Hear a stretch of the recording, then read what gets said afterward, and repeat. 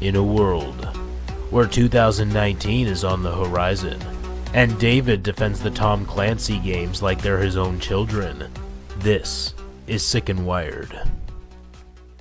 Hey everybody, welcome to the I don't remember what number podcast we're on of the Sick and Wired podcast. And I have a wonderful host today. We got Brandon. Hey. What's going on, buddy? Hey. How you doing? I am tired. This week at work has been killing me. Literally. I've been training some guy, I've been doing my own stuff, and it's just been an absolute mess, and tomorrow's not going to be any better. I have to wake up at 5 a.m. So. Classic work. Yeah. Well, we're going to have a special episode today. It's a little bit different, as I'm sure, as of recording right now, we're actually recording on a Thursday instead of a Friday, so that's a little different. I know that we are going to try to put out, some little filler episodes here and again, just to kind of mix things up, so it's not just that we're throwing news, we're doing some other things, just to keep people interested. Today's episode is going to be all about 2019 and the games that we're looking forward to, and if we have some time, we'll throw in some predictions of what we think 2019, and even further on into the future is going to bring. Brandon, I'm going to let you start with your first game. What game are you looking forward to that we know about that's coming out in 2019? So my first one, and I want to start with this one because it's probably going to come the soonest, is Sea of Solitude, which is an indie game that's being published by Electronic Arts, and it's supposed to be, the title is somewhat self-explanatory. The whole idea behind it is basically, you're, or at least from what I've seen, is you're in a boat, and you're going around in the water, and basically there's this monster in the water that's coming after you, and you're slowly becoming a kind of monster yourself, and so it's a very layered experience from what I understand, and I just love those experiences. Sometimes you want to pick up a real challenging game, like you want to get into something like Donkey Kong Country, or maybe sometimes you just want to mellow out with something a little more like Journey. And I think this is going to lean more towards the Journey side of things, which is the side that I would say I'm a little further on. Like I'm kind of on the side of like Life is Strange. I love the Life is Strange series, where you do plenty of your own kind of walking around. There isn't a ton of action that you yourself are a part of, but and it does kind of veer towards the walking simulator genre, but I'm really interested in like the story and themes behind the game. Sweet. Is that the one that they showed off like a while ago? And I might be getting it confused with another game where it was like the piratey style game where you're just like on a ship and there's like other boats or whatever that you can get into battles with, or am I thinking of something else? No, so this is this is closer to the Journey side, where it's like it's very very mellow. It's not a battle game. It was revealed by EA at E3 this past in 2019 or 2018 rather, but the premise behind the game is just you're in a boat. It's not really a ship. It's more like a boat, like one of those like smaller kayak type boats that you would get into, kind of. And so you're in one of those, and you're going around this sea again, kind of being chased by this monster, and that's kind of the antagonist. Huh. I must have missed that when they were showing them off at E3. I definitely suggest you check out the trailer. Oh yeah, I'll have to look at the trailer here soon. Well, cool. Yeah, that sounds like it's. I mean, I loved Journey, so that sounds like it'd be definitely something right up my alley that I might have to check out here when it releases. Yeah. So anyone who's interested in something kind of like that, definitely check that out. Um, that should be a really cool one. I'm really interested to see because it's all about. I don't want to say, because solitude and loneliness aren't necessarily the same thing all the time. I think it's more towards sort of how there's a difference between loneliness and being alone, and I think this is kind of Yeah. exploring both sides in a way. This idea of how being alone can lead to loneliness, sort of.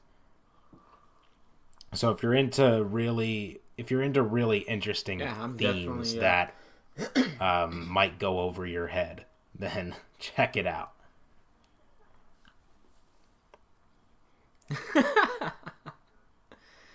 Yeah, as I said, I like the Journey, and I didn't get a chance to play Flower or anything like that. But if that's kind of how it's going to play out, where it's going to be, very kind of laid back and still kind of, giving you a really deep, integrating story, that's definitely right up my alley too. So yeah, I'm looking forward to it. I'll have to watch a trailer after. Let's we're get done to recording. yours. So, mine is. This is probably going to sound kind of cliche, and I'm sure this is what a lot of people's anticipations is, or are. Grammar. I wish I could do it. Is Anthem, and I still have some reserved, hesitation, or whatever you want to call it for this game. From the gameplay that we've seen of it, it does look like it's really cool. It's this third-person over-the-shoulder shooter. It's, supposed to have really, deep storylines that we usually expect from BioWare. And this is kind of different from what they normally do because they don't normally create multiplayer games. Whereas this one you can team up with at least, I think, four, a total of 4 people and go on these, adventures, as these different javelins, which are these, suits, these armor suits that you're wearing, that you're walking around in. It just, I don't know, it kind of intrigues me. I've always been a fan of, first and third person shooters, so that's kind of right up my alley, and I jumped in too late into some of their other games where they just like their Mass Effect game and everything. I just jumped in too late into them. So by the time they released, Mass Effect 3, I was like, oh, this looks kind of interesting, but I really don't want to have to jump in through, the 100 hours or so going through Mass Effect 1 and then the other 100 hours or so through Mass Effect 2 just to get here. And I was going to jump into Mass Effect Andromeda, but then I heard really bad things about that, so I was like, probably going to hold off on it. And I haven't touched any of the Dragon Age games, so this is, I'm hoping that this is good enough that they can keep it going, maybe do a sequel or do something kind of like a lot of people are comparing it to Destiny. If they do something kind of like what Destiny is, where they release, certain expansions to kind of keep the game's lifespan going, I definitely would be interested in that, especially because I kind of fell off the Destiny bandwagon. So, well, I we think shall see. I think as far as the multiplayer goes, it's going to be so there are a lot of comparisons to Destiny, just because of the nature of it. But honestly, I feel like it's closer to Borderlands 2. And how you have the option. You could definitely go at the whole thing alone if you wish, but otherwise you can team up with a few people. Now, it might have, I'm not entirely sure how it's going to work, but we might get a little bit of a Borderlands 2 within Destiny kind of thing. Where like, so Destiny, you kind of go you go around and you can party up, but really if you were going to go at it single, just as yourself solo, then you would still be meeting a lot of people along the way and just kind of helping each other out with the same mission that you might be on, stuff like that. However, Borderlands 2, if you don't know, is, you know, it's entirely, you're not on a server or anything. However, like with a bunch of people, but people can join your game. You can have up to 3 other people joining your game, and you can all work on the same mission, and difficulties are adjusted based on how many people you have. So I feel like you might be able to party up and do missions, but you might be able to travel with the party kind of in a Destiny type way where there are other parties and other people roaming the same server. It'll be interesting to see how they go about that. Well, and one of the developers, and I can't remember what the name of him was. It wasn't like Casey Hudson or anything. Came out and said that like you are going to be able to play with your friends, and like if your friend is way further into the story or something and like jumps in to help you, like the enemies will be, you know, what's the word I'm looking for? Like they'll be geared towards like not making it super easy for somebody that's of a higher level when you know, join your friend, but not super hard to where your friend is struggling because he's at a lower level. Like they're going to be adjusted accordingly. And I thought They're that really was trying to find that balance. Yeah, and like for me, like I like playing with my friends. So and then sometimes I get more time to play games than my friends do. So if I'm playing and I'm, 40 hours into the campaign or just into the game in general, and I've got, like one of my javelins is just a beast, and I go and join my friend and he's like just starting out, he's maybe only, 10 hours into the campaign, like I can jump in and help him out and things would be, adjusted enough to where both of us are still enjoying our time and one of them's not struggling because he's not doing any damage and I'm not just jumping in mowing people down, like I sneeze and these enemies are dying.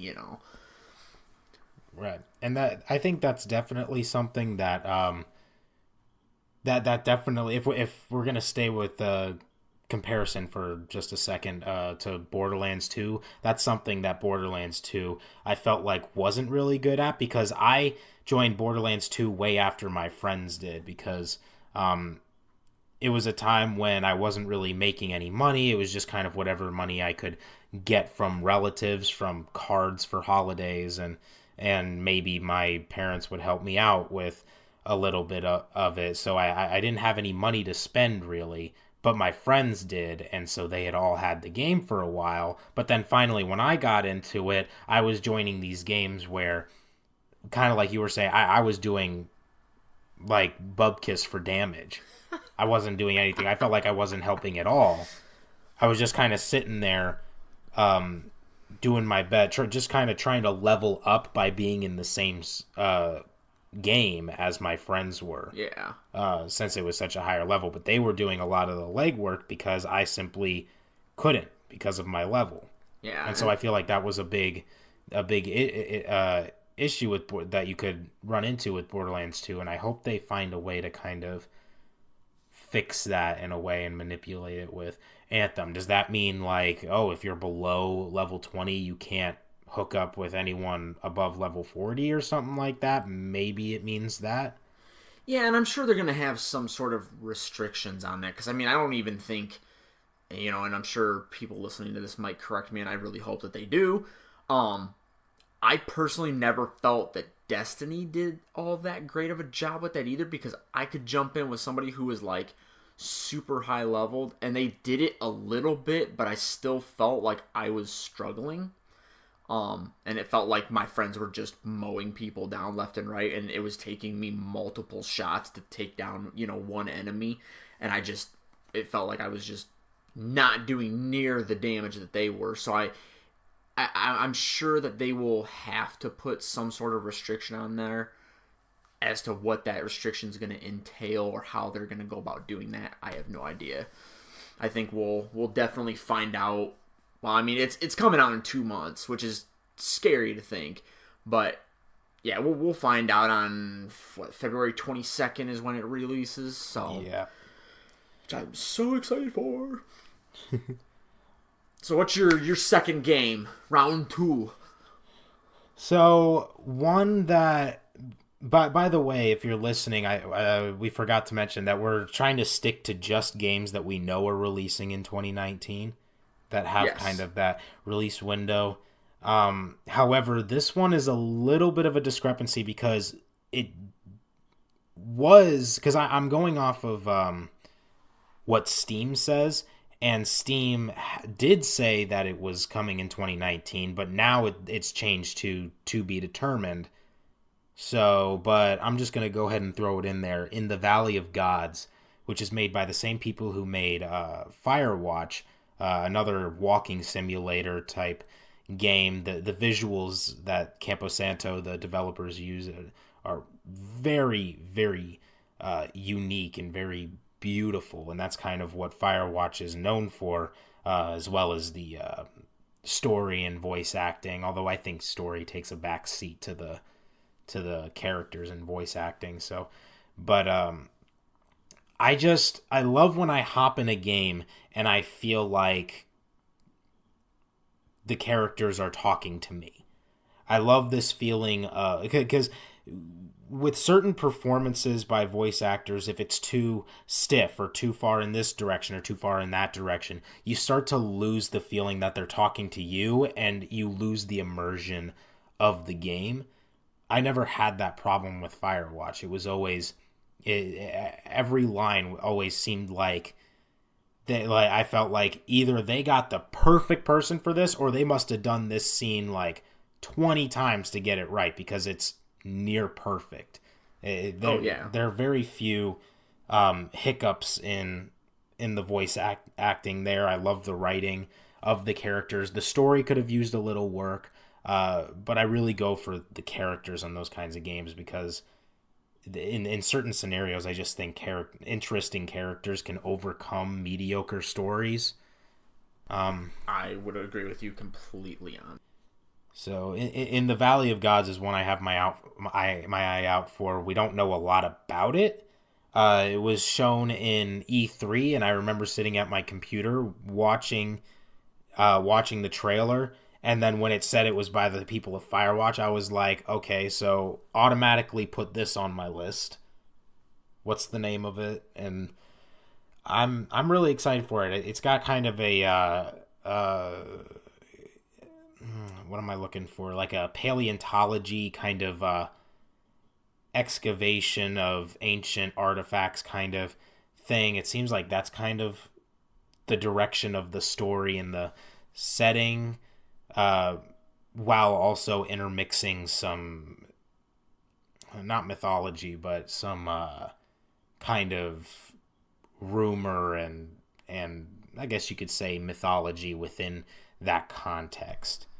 Honestly, that's kind of the same vibe that I got from that too. Just watching that one trailer that they showed off, like they're your character that you're playing as seems like they're like some sort of like a paleontologist or somebody that's going around looking for artifacts that are lost to time, and and I'm sure the guys from Firewatch weaved this great story with Firewatch, and I mean it wasn't like you said, it wasn't like the best story that you've ever seen in a game, but the characters like you super well.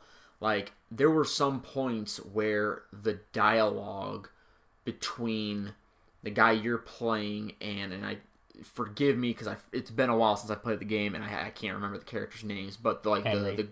Henry, and who was the chick that you're talking to through the walkie-talkie? Delilah. Okay, the chemistry between them was borderline almost too real for me.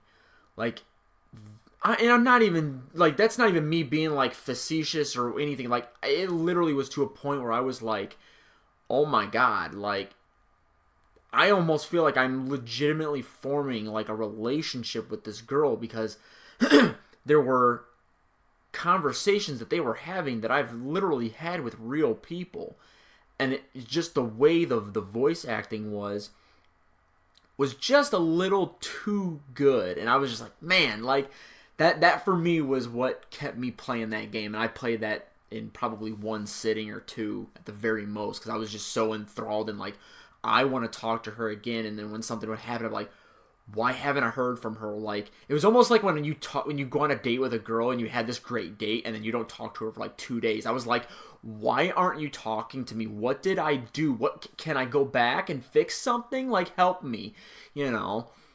So that was for me what made that game really good, was that character interaction and the relationship, building that they had.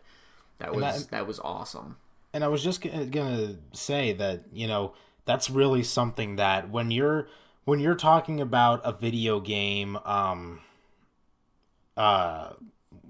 specifically a video game, and really no other type of media that I can think of, the characters more than anything, to be considered good characters, that you have to be able to feel whatever the character you're playing would feel in that situation. If you're not feeling it, then it's not that great. And, Mass Effect is by far my favorite game series of all time.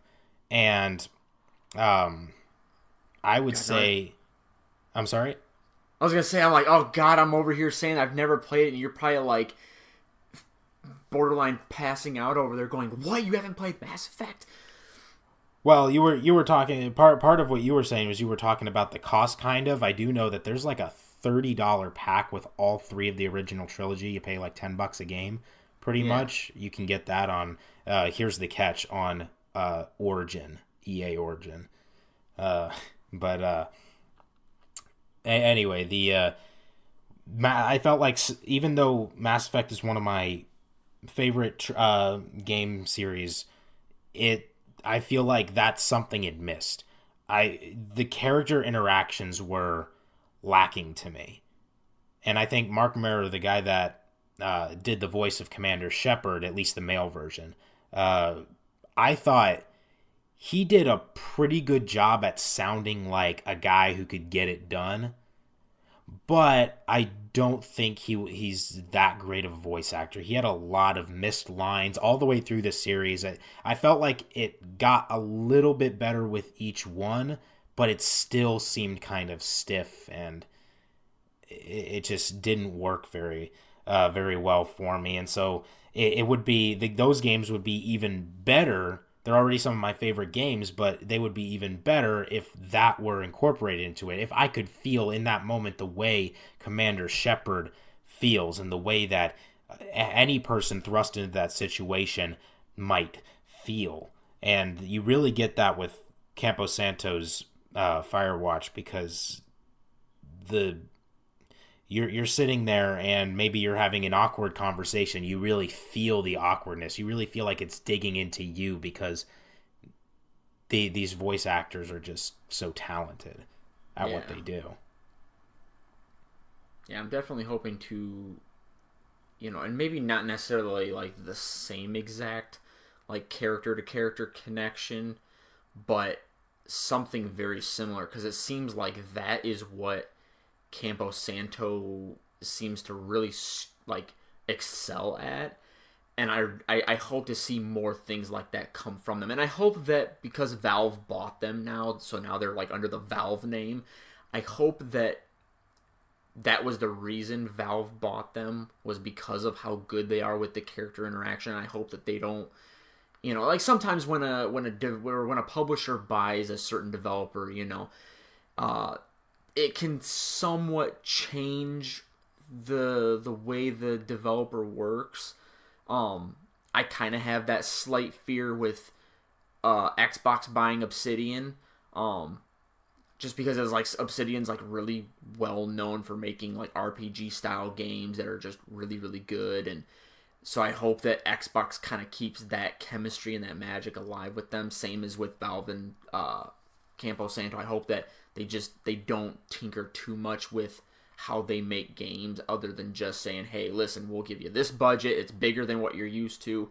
You go off, make the game that you want. We can hire in more people if need be, but make the games that you guys are well known for making and very good at creating.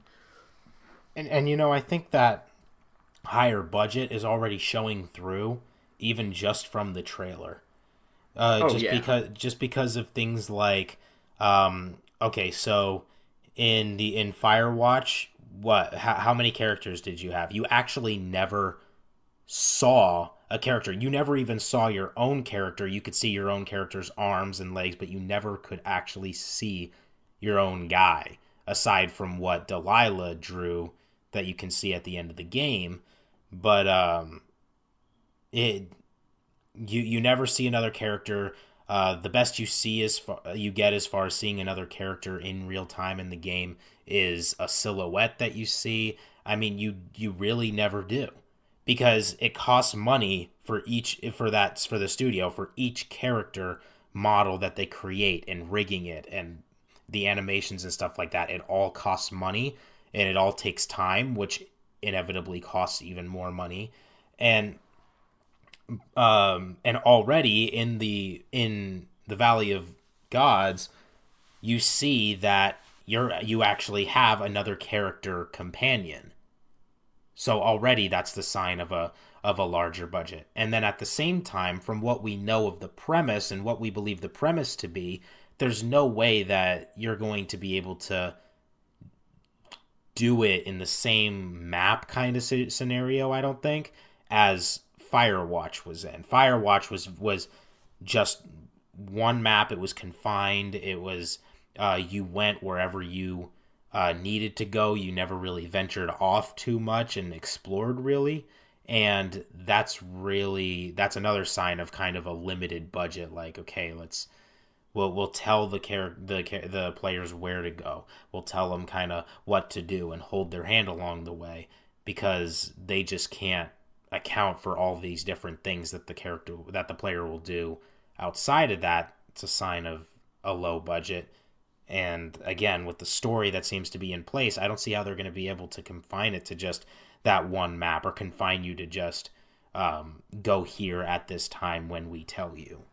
Yeah, I guess as with pretty much all these games, time is just going to tell, and hopefully we hear something about like a definitive release date sometime this year, because that's definitely one on my radar as well.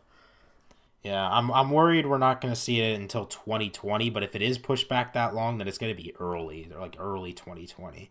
But I could see this being a summer release. I think Firewatch was a summer release, if I remember correctly. But I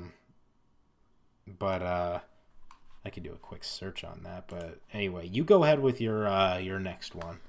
So my next one, and it kind of falls into the same category as Anthem, is The Division 2. I absolutely loved the first Division. I loved the whole premise of like this weird virus, was on, like the money or whatever, and constantly handing around money. Like a lot of people were getting sick and dying or whatever, and like the government and everything just sort of crumbles, and then the world is like left to rely on these agents, which the whole premise of being an agent is probably one of the dopest things I've ever heard. And it's like, and for people that don't know what it is, if you're an agent, you go for like X number of months for training, for specialized training, and when you come back, you can't tell anybody what training you were in. You can't tell them where you went or why you went or what it was for, anything like that. Then hold on.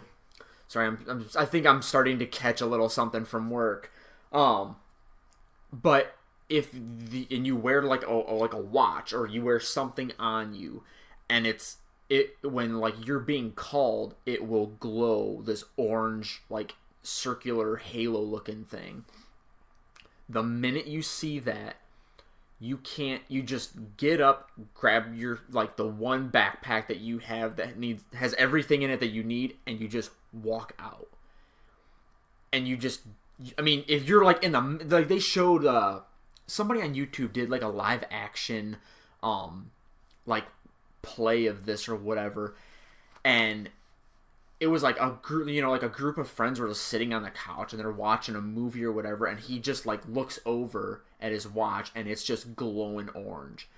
He just gets up and people are like, "Where are you going?" And he doesn't say two words to him. Goes, grabs a backpack, and walks out the door. Like all this like secrecy, like you're like this special agent for the government, and the actual game was fantastic. Like I played through, I beat the game.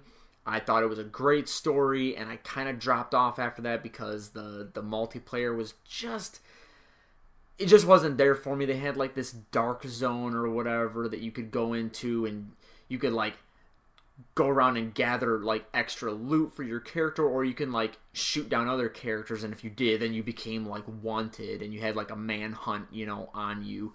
And it was okay. Like I felt it was kind of weird, and it just seemed like a lot of people were just out there to shoot you, so gathering loot was just kind of but just stuff that I've seen and stuff that I've heard of about this new one, it just sounds like they took everything that they had from the first one and just amplified it. Like, you're still going to be able to play with your friends. There's going to be more loot. There's going to be more things for you to do. It's in, like, Washington, D.C. or something this time. The thing that really has me excited is the raids. They said that there's going to be, like, raids that you're going to be able to do with your friends. And that has me super amped, because if they're anything, and I hope that they are, if they're anything like some of the raids that Destiny is famous for having, it could make the Division 2 absolutely fantastic and a real like behemoth for games coming out this year. I cannot wait. I cannot wait to dive back in and just play the ever living out of that game. I have never actually played The Division. I've never even seen gameplay of The Division. It's just, frankly, the Tom Clancy games are something that I've always been kind of intrigued by. But I think my big mistake was I started my Tom Clancy escapades with Rainbow Six Siege, a game that I absolutely despise. Oh. I cannot stand it. Why? I have to know now.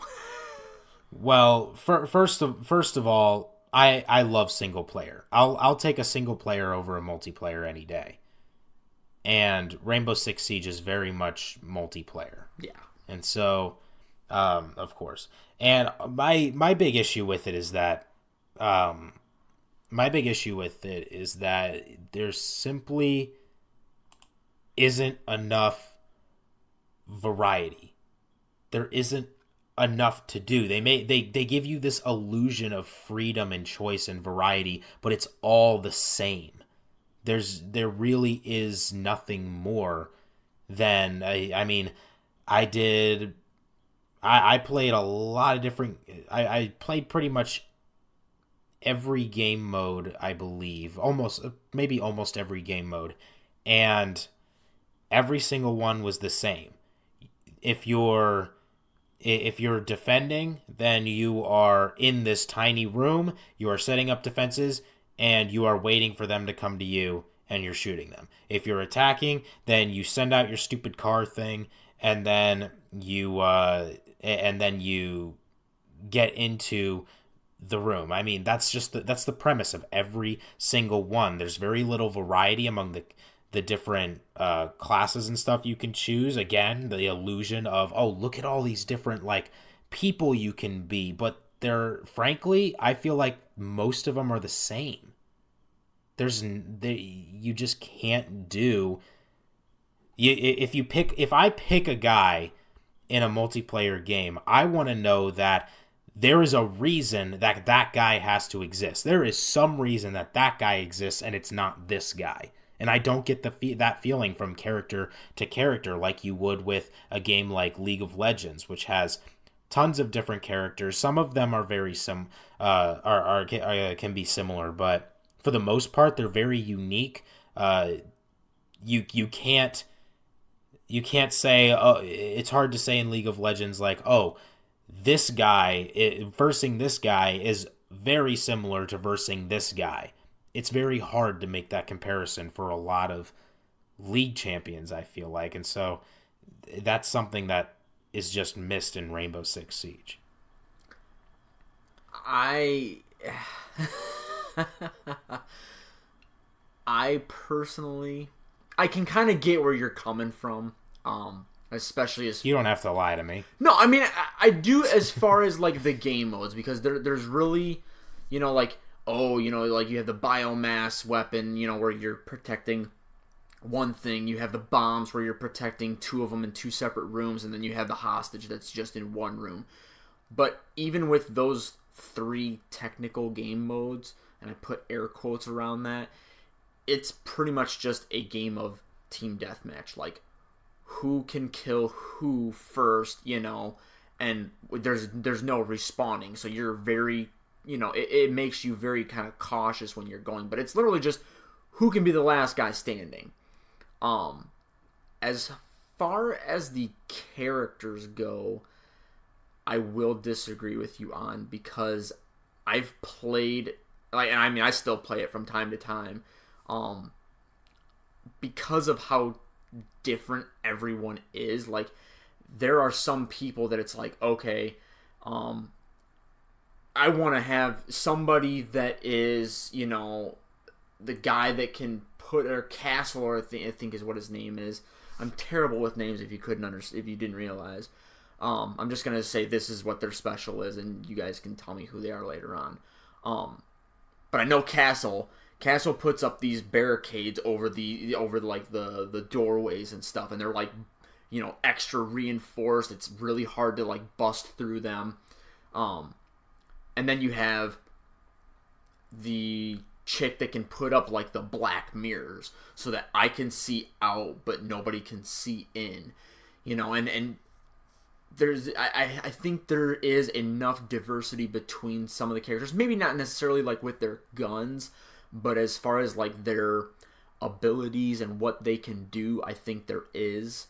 And to be honest with you, I think the main reason why I like it is because it is a tactical shooter. Like, you do have to kind of be, if you're defending, find a good place to sit and kind of hunker down. And I think it's like the waiting, and you hear like the explosions and the gunshots going around you, and you're like, oh my god, like I'm literally like kind of looking around in, on my screen and going like, where are these guys coming from?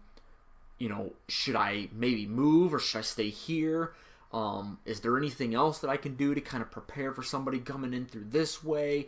They can bust through a wall. There's so many variables that play into it. And if you're attacking, then you're like, okay, where's everybody at? Because not everybody's going to just hunker down in one room. They might be all over the place. There's times where people are so good at the game, they'll just run outside even if they're defending. And then you get the little notification, oh, enemies outside, but then they end up lighting you up and you're like, okay, and you're clapping, you're like, good game. That's fantastic, because I would never do this, and you're obviously better than this at me. But I personally think that that's one of the reasons why it has had the legs that it has, is they've spent more time balancing it. They've come out with more maps. They've revised things. They've added a ton of operators.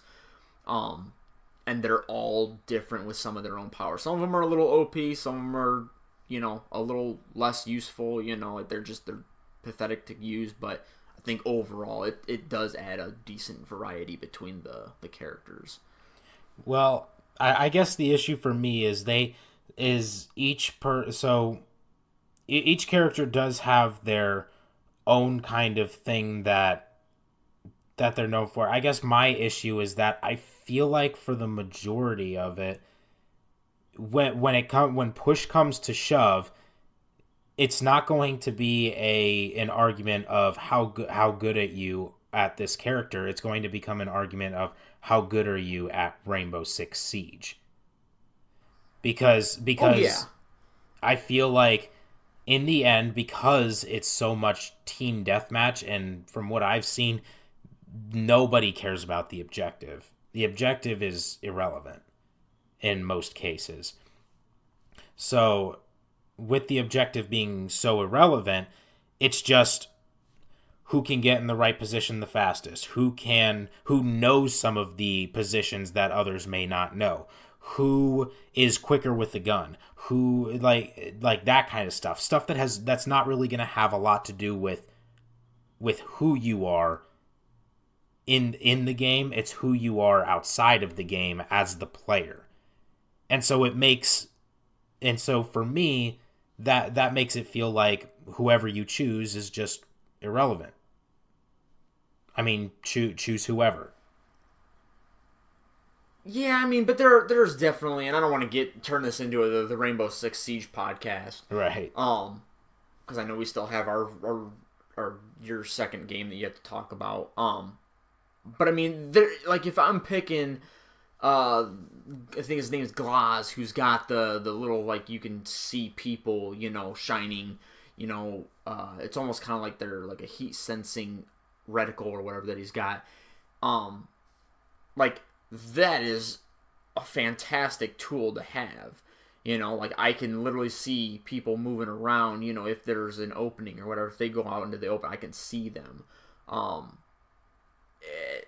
Yeah, it's, for all intents and purposes, it is just regular death match, whoever is last man standing and everything. But I think it does definitely help you, depending on who you do end up using. Like if I've got, I think maybe her name's Mirage or whatever with the black mirrors, like I can see, where these people are. I might, that helps me out, and then I can tell my other teammates, hey, they're over here, whereas if I wasn't her, I would have no idea.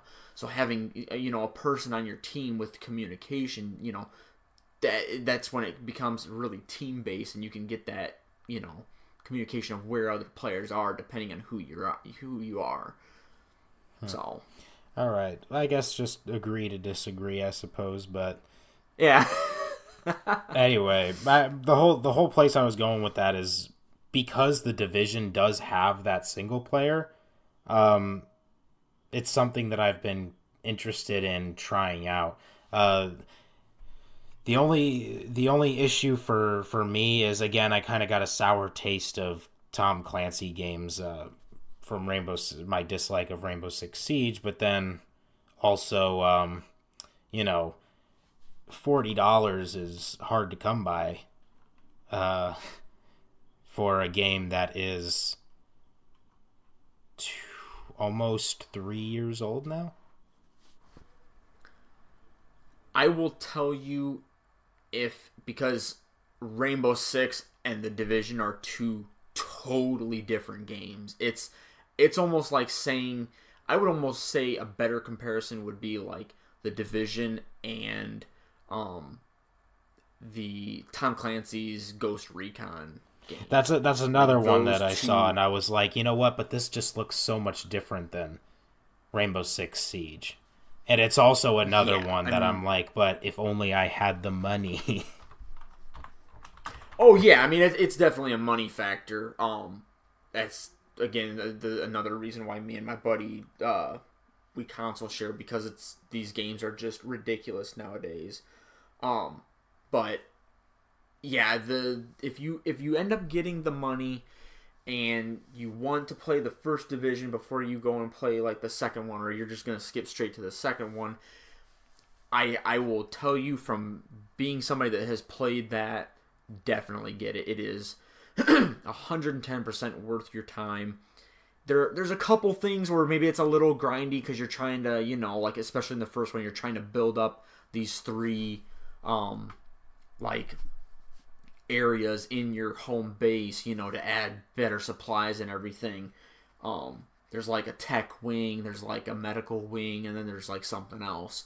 But the gameplay overall is just, it constantly kept me interested. There was tons of stuff on the map, and it didn't, you didn't, when you saw stuff further over in the map, you're like, okay, that's like higher level stuff. Like, I'm not supposed to be over there just yet. Like, I have to focus on this stuff first.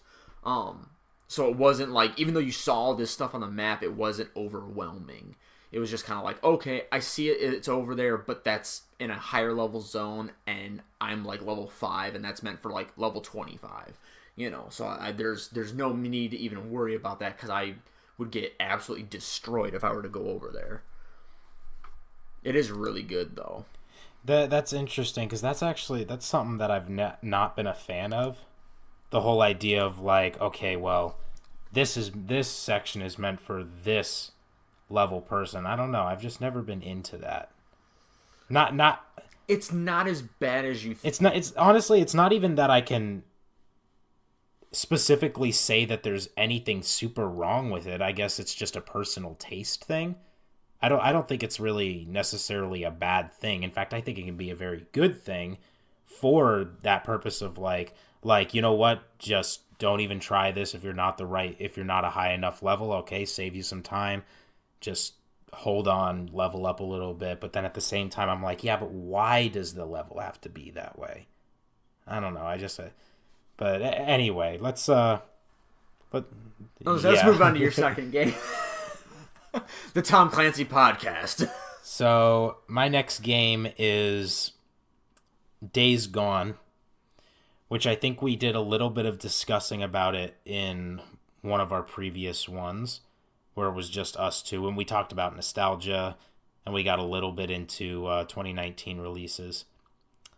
But Days Gone, something interesting about Days Gone is this idea of an open world full of zombies that's better than State of Decay. That's interesting to me. One problem I had with State of Decay was how I felt like there weren't enough for this supposed mass outbreak of zombies. It seemed like there were very few scattered throughout the world. I mean, you had these clumps, where you had to go and do like the hearts or whatever of the zombie clusters and whatnot, but other than that, there were very few really big hordes of zombies, which is something that's kind of just been integrated into zombie like behavior through media, which is like, they travel in packs. They travel in really big packs. And that's partially thanks to The Walking Dead. That's just something that happens. And so from what we've seen, I think Days Gone is going to accomplish what I wanted the State of Decay games to accomplish. Well, and I definitely agree with you, because that was actually on my list, and I just took it off because I was like, oh, I'm gonna get to talk about this too. I played State of Decay 1, and it was kind of janky, clunky, I just didn't play all that well. And then I played State of Decay 2, and there was definitely some of the same issues because I got it on launch, where, like stuff was just disappearing on me and everything. And I feel like with the Days Gone getting the AAA development, getting a full team, that's going to be obviously bigger than what, who made that State of Decay? I'm blanking out on them right now. I want to say Undead Labs. No. Is that who it is? Yeah, yep. Okay. That's it. Yeah. Yeah. So Undead Labs, I'm not saying by any means that they are a small studio, because creating something like that you have to be a big studio to do. But I feel like with Days Gone, it just looked way more polished. It looked like it actually has like a story, which for something like that, like State of Decay was pretty much just like a systems management game. And if that's fine, like, you know, it's like a survival game, but you also had to make sure that, you know, everybody in your party was well fed, and you had to maintain the base, and, you know, and if you were out doing stuff too long, your guys, you know, stamina would drop. And it's like, that's all fine and good, you know, like, but I feel like having a legitimate story is going to help Days Gone. And even just seeing what they already had, it just seemed like it's really, like, my interest in this is just way higher than it was for for State of Decay 2. It seems like it's just more appealing to me. I feel like I'm more of a, for lack of a better word, just a badass in Days Gone than I am in State of Decay. Like, State of Decay, it was like, oh, I'm this measly, you know, wimpy little character who's barely running. I can jump into these vehicles, but, like, I'm constantly looking for ammo, and if I'm not, then I'm, like, trying to find a bat or something to hit this, you know, zombie with.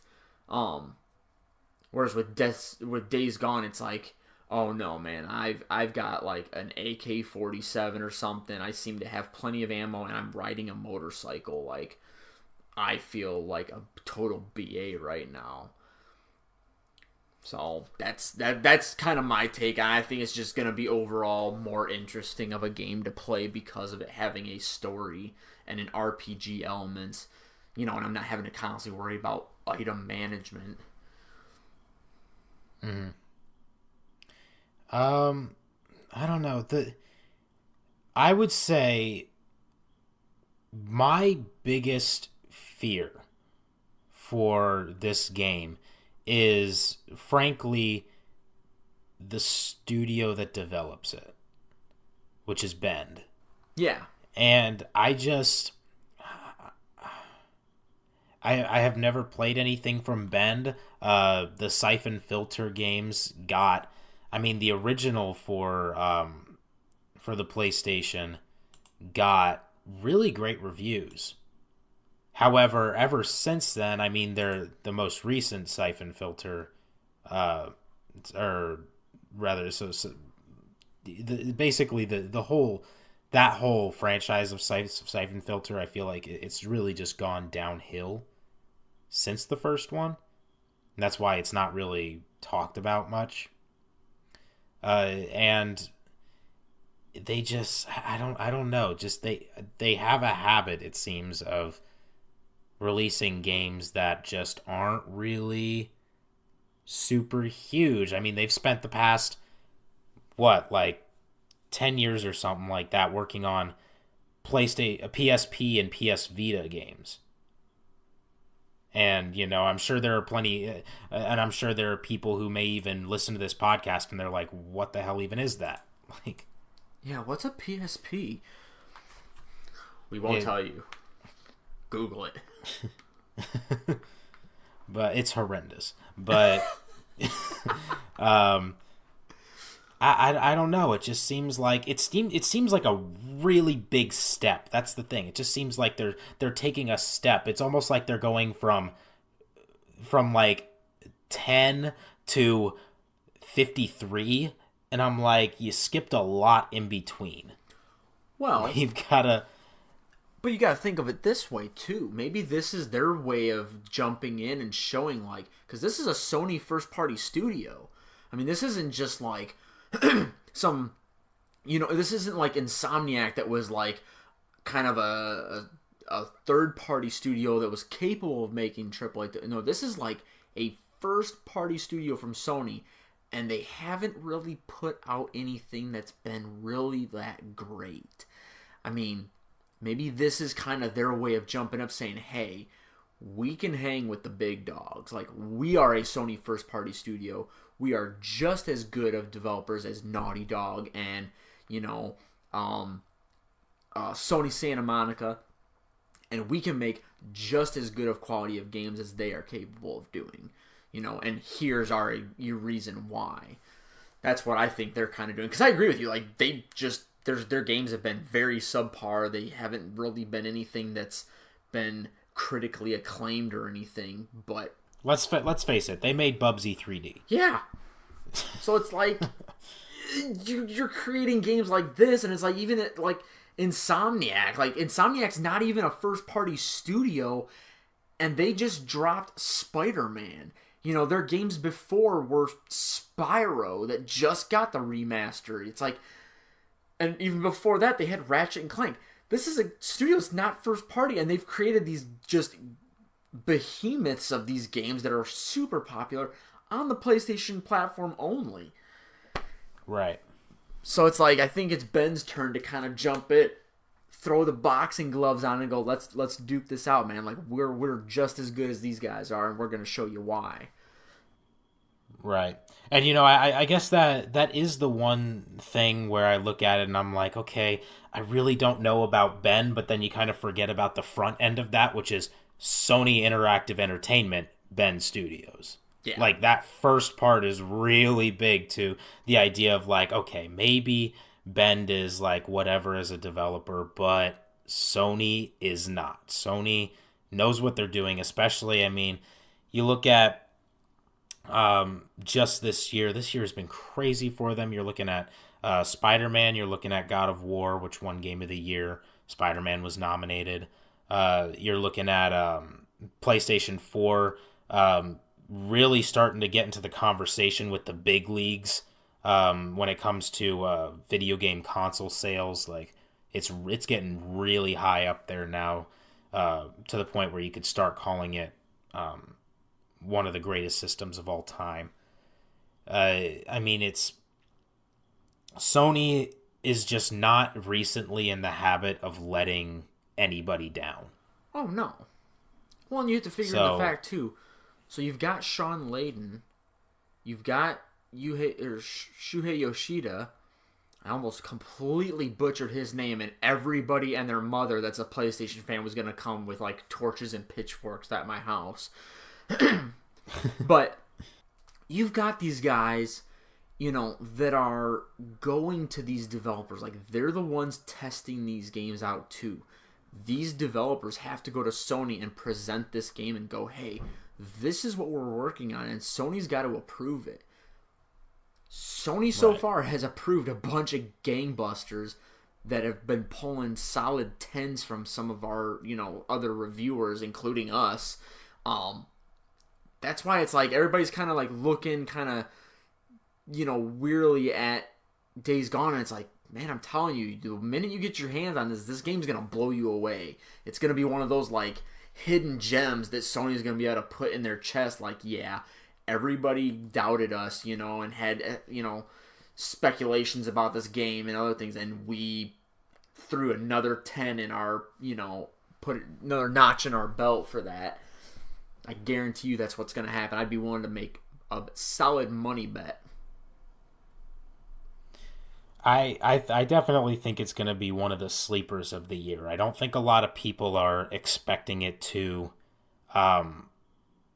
be great. I think a lot of people are expecting it to be good. Yeah. Decent at the lowest. I don't think anyone's thinking this is going to be a huge flop, but I think that it's going to be better than people are currently giving it credit for. And, we really haven't seen a ton of it, just like a lot of games that that are going to be on these kinds of lists for 2019. But I think it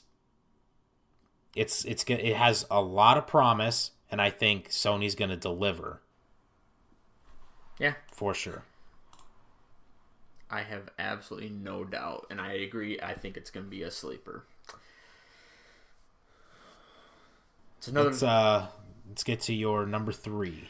My number 3, well, really my number 4, because my number 3 was, we just kind of talked about it. All right. I will tell you, I'm looking forward to Devil May Cry 5.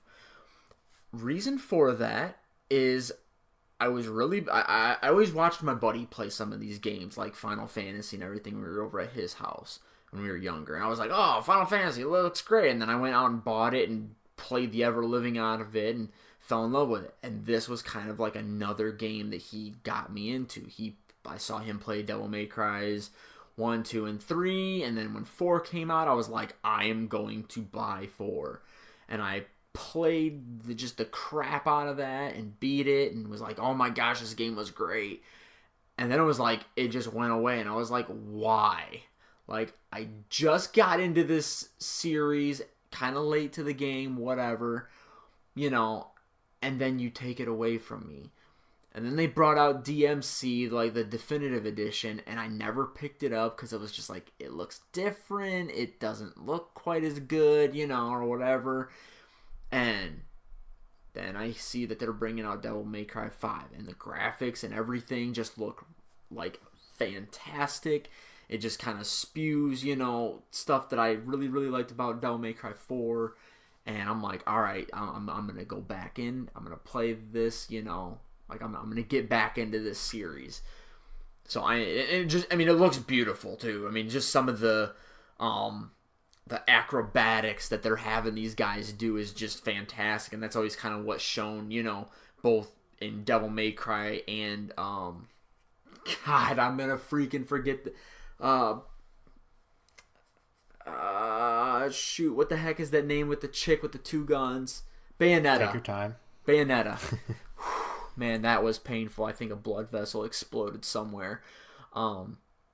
It was the same thing with Bayonetta. Like, Bayonetta, I played the second one. Or first one. And it was, like, really good, but it was just, it didn't have, I don't know, there's a certain finesse, I think, that Devil May Cry had over that, and that's maybe why I gravitated more towards the Devil May Cry stuff. But from everything that I've seen about it and what I've heard, it's just another one of those games that just looks really, really good to me, and I cannot wait till it comes out. Yeah, it sounds. I know a lot of people are excited for it. I never got into the Devil May Cry series, so I can't expand on this very much. But I definitely know that this is one that I think is going to rake in a lot of dough, frankly. Anyway, yeah, that's a solid pick, I think, from what I've heard. Yeah, it's I can't. I'm waiting for it. It's going to be really good. All right. So I had Anthem on my list. We talked about that. So I'm down to my last one, which is Twin. Well, I don't know. Honestly, I don't really have my list together on paper. It's kind of in my mind, and it keeps getting taken up. I flip back and forth between Twin Mirror and Control. 2 games that have really interesting premises. Honestly, I'm going to have to go with Control if I were to truly make a list, just because I think one of the biggest reasons I'm excited about Twin Mirror is because it's made by Don't Nod, they made the Life is Strange games, and I love Life is Strange. But from what I've seen, outside of Life is Strange, they can't really... They haven't really done a lot that's super impressive. Vampire was frankly a disaster. I did not enjoy that game, didn't finish it. I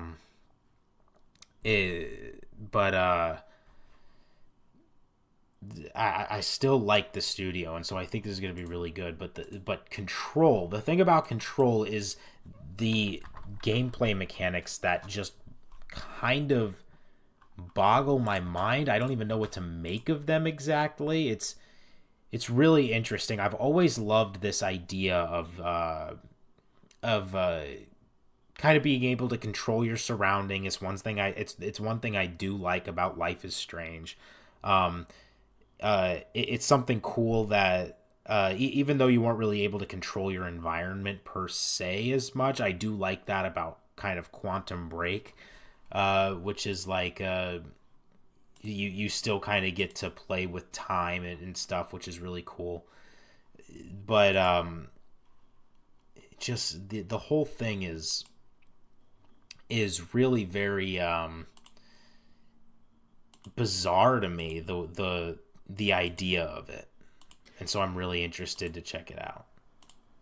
Yeah, I agree with you. That was actually something I was kind of going back and forth on my list, because I had 7 items. It was kind of up there with Ace Combat 7, and that for me is just a straight nostalgia game. I played that a lot when I was younger with my buddy, and I liked the flight mechanics. They seemed like they were really good.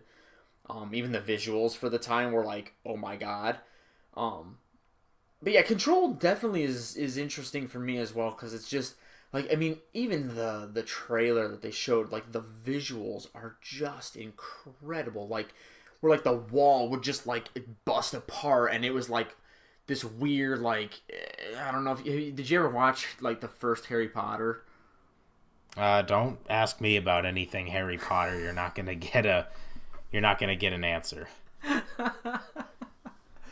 Well, what was really, it kind of reminded me a little bit of like the very first one, when they were like going into Diagon Alley, and to get like all of Harry's school books, and Hagrid tapped on this brick wall, and the bricks started kind of, flipping and flopping and moving all around to finally form this part of this, like this little archway that they could walk under to get into the area to start shopping. And it just kind of reminded me of that when I was watching Control. Like, there was aspects where like the walls were kind of shifting in and out and everything, and it just like visually looked stunning. And the fact that your gun is like breathing, like it just kind of like it almost looks like a lung in a weird way, where it's like it exhales and inhales and stuff. I'm like, oh, this is gonna be like a game that I have no idea what the hell it's about, but the overall premise of it just absolutely has me intrigued beyond belief. So I'm more interested into it just to find out what exactly it's all about. Yeah, honestly, I feel like a lot of games are like that right now, where we're just not entirely sure. Like, what is this game? I feel like it's become almost like a universal marketing thing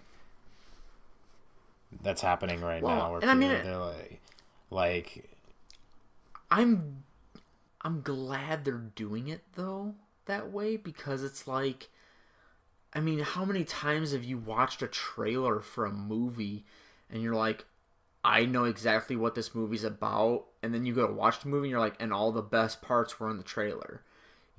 Like, I'm kind of glad that I don't know a whole lot about what it is. I almost kind of want to stay radio silent on a lot of these games. Like, I don't want to hear anything more about it. I want to find out what the game's about when I jump in and start playing it. Because it's like, I feel if you tell me too much about it now, it's going to ruin stuff for me later.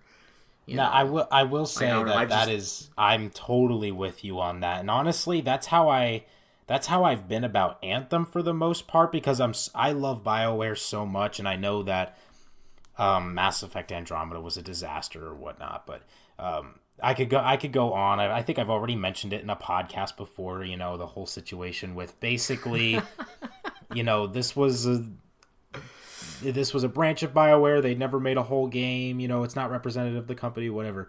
But I think it's going to be great.